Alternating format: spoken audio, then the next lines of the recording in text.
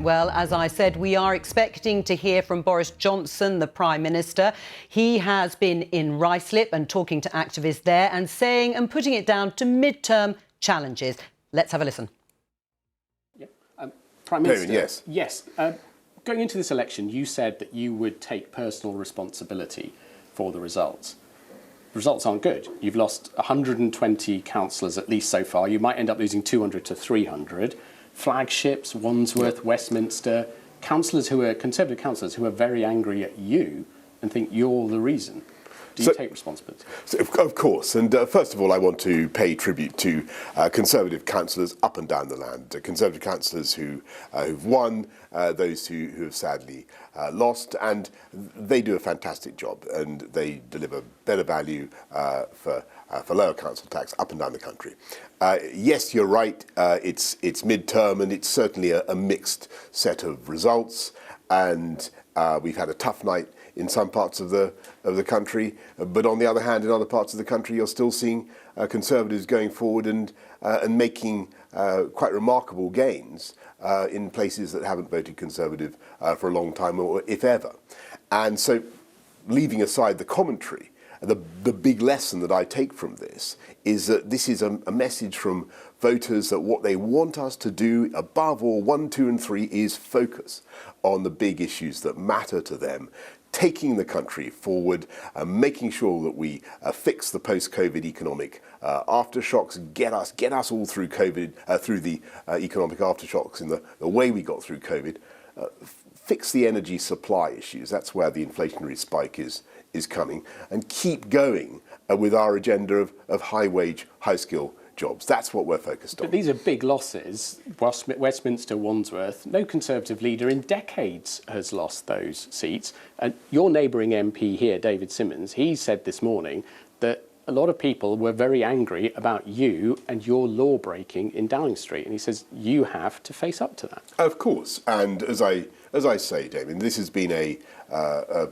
tough night for Conservatives in some parts of the country, and in other parts of the country we're actually moving forward.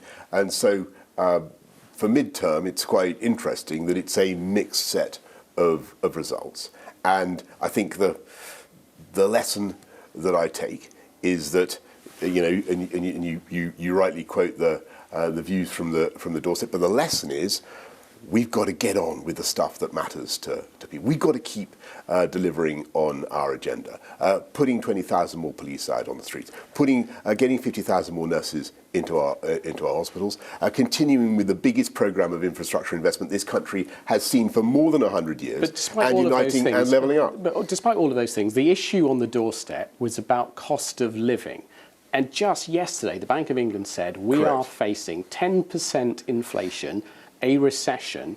That is all coming down the track. What's not coming down the track is your high wage, job economy. What's coming down the track is much more pain for people. And what are you going to, not what you've done already, but what are you going to do to address that? So I think that is completely right, and that's the lesson that I think we all need to take. What's going on right now is that the global economy, you've seen inflation spiking in the US, in Europe, and in Australia and New Zealand, and it's driven by the cost of energy. And that is the thing that we've got to focus on. For decades, we failed to invest sufficiently in UK domestic energy security. We let our nuclear energy completely collapse. We haven't done enough to put in renewables in the way that we can, put in more wind at the scale and the pace that we can. So that is where we want to go. Now, I'm not going to pretend to you, Damien, that the answers, there isn't going to be a difficult period as we come through the aftershocks of COVID. There is. But what I'm going to tell you is that this government is absolutely determined to keep going with every ounce of compassion and ingenuity that we have, get people through the economic aftershocks, help people with the costs, but make sure that we address these supply side issues, particularly energy, in order for the economy to keep growing. You say you're going to help people with the costs. You say you're going to help people with the costs. Is a high-wage, but that's not coming down economy. the track. What's coming down the track is recession and 10% inflation. It's going to erode everybody's spending power. But what you could do right now, you say you're going to help everyone with energy costs. One thing you could do right now is a windfall tax. We saw Shell with massive profits yesterday. Yeah. Why don't you do that right now? So I had the head of Shell in yesterday, and the head of BP, and I've talked to them both, and you know, our message to them, and what is very, very clear, it's guys, you know, this is a moment when we need you as a country to invest massively in clean, green renewables, in the stuff that is going to make a difference to people's energy prices. But that's not going to reduce people's bills this year. What we don't want to do is make the same mistakes as previous governments, fail, as I've just been saying, fail to invest in our energy supply. So that's the message that we're giving to the big energy companies. And it's frankly better for them to take that cash, put it in to wind farms, put it into hydrogen, put it into stuff that will make a big difference to our ability to cope with the global energy price spike. And above all, make sure that this country is protected in the future so that we have more long-term energy security. That's what we're going for. I say one thing about this government is it does big, difficult things. And we need to fix our energy supply. We can do it. It will take some tough decisions. But in order to do that, you need investment in energy supply. You need investment for the long term in UK nuclear, in wind, that's fair enough, in hydrogen, it's the price, and all the rest of it. It's people's bills right now that people are worried about, not the future. But I want to ask you... But on that, don't forget, Damien, what we're already doing. And I appreciate that. And I know how tough it is to cope with the energy price. But there are things you can do right now, and you're choosing not to do them. No, we're putting £22 billion of taxpayers' money in to support people, to help people with the energy price spike. You know about the council tax abatement, £9.1 billion just to help with energy. That's going to give you a tiny fraction of what their bills are. And there are other things. There are other things that we're doing. But the point I'm trying to make to you is that this government got Brexit done, had the fastest vaccine rollout in Europe. Can I ask you something different? Because I know time is short. It's serious, because I think our viewers would like to know why I'm taking this approach. I think what the country needs is a government that will take a big decision about how to fix our energy supply. And you don't do that simply by clobbering the companies that we need to make investment in our domestic energy security. Now, that's why we're taking this approach. Now, one place that this election could have a very significant result is Northern Ireland, and we could well see, projections have been going into the vote, that Sinn Féin emerge as the majority. In Northern Ireland, if that happens, if the majority of parties majority of people have voted for parties that support the arrangements that you set up with the EU, the protocol, the trading arrangements, if the majority of people back parties that support that, will you work with those parties to make that arrangement work, that protocol, those trading arrangements work? So the most important thing is that we continue to support the balance of the Good Friday Agreement across all communities in Northern Ireland. That's what we're going to do, and whatever arrangements we have, they've got to have cross-community support. That's what the Good Friday Agreement is all about. That's what the government is going to do. But as for the rest of it, we will have to wait and see what the results are in Northern Ireland. Thank you. Thank you. Well, that was Boris Johnson, as promised, the Prime Minister there, being interviewed by my colleague Damien Grammaticus. In Ruislip, in the borough of Hillingdon, the Prime Minister's seat is in that area in Uxbridge.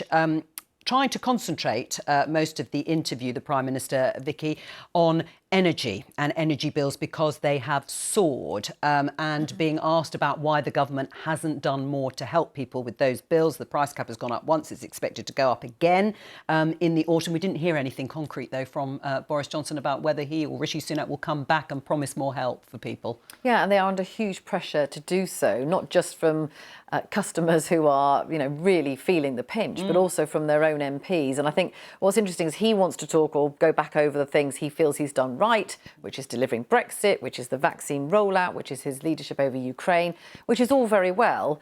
But what is going to dictate the future and the next general election is going to be what he does now in terms of this cost of living crisis, because it's possible that it's going to get a lot worse. So will he cut taxes, as so many of his own MPs want to do? They say, look, we've got better tax receipts than we thought. Why not do something bold like that? Other people saying there should be a windfall tax on those companies. He's not doing that. I think the risk for the Conservative government over this, the Chancellor and for Boris Johnson, is that they look complacent. Now, they would say that they're not, but if they don't come up with concrete action soon, they're talking about the autumn, about maybe a budget then, but lots of people saying, actually, this needs to be done now. And by not acting now, it makes it look like they don't understand what people are going through. Just briefly, Boris Johnson was asked about the situation in Northern Ireland and the result that we could be expecting. It could be a historic result if Sinn Féin, Nationalist Party, actually becomes the largest party for the first time. One area when it comes to Brexit that critics would argue has not gone well in any sense is what's called the Northern Ireland Protocol, the part of the Brexit treaty agreement that puts Northern Ireland or leaves Northern Ireland in the single market for goods in the EU single market. And the Unionist Party, the Democratic Unionist Party, well, they pulled the power sharing agreement at Stormont, which was pretty seismic, and they don't give any indication of wanting to go back into power sharing unless something quite radical is done to that agreement and protocol. Yeah, I mean, this is, well, it's going to be potentially an enormously significant moment. But I mean, let's just explain, because Sinn Féin are a party that ultimately wants a united Ireland. Yes. So for them to be the biggest party for the first time would be incredibly important, a huge moment for Northern Ireland. And then explaining the power sharing, one can't be there without the other. It's a very unusual situation that was introduced there. So Sinn Féin would potentially be First Minister, but there has to be a deputy. They have the same power, and Jeffrey Donaldson from the DUP has said that he won't join that. So that could throw up all sorts of issues for power sharing. I mean, the first and foremost, of course, they want to have a functioning assembly so they can spend money on important things. They too, of course, have a cost of living crisis. But yes, the Northern Ireland Protocol, this whole point of there being checks on goods going from Great Britain into Northern Ireland is causing a huge problem. Businesses want certainty. The DUP and Unionist parties think something very radical needs to be done. Now, I was told by someone very close to all of this, there would be something in the Queen's speech, a specific bill about all of this that would potentially give ministers the power to override the Northern Ireland Protocol. Incredibly controversial, something that the Unionists in Northern Ireland would like. We've since been told that isn't going to happen. So there's clearly a lot going on around this about what exactly the government in Westminster feel they can do about all of this. But unless they do something, it's hard to see how Stormont can get up and running again.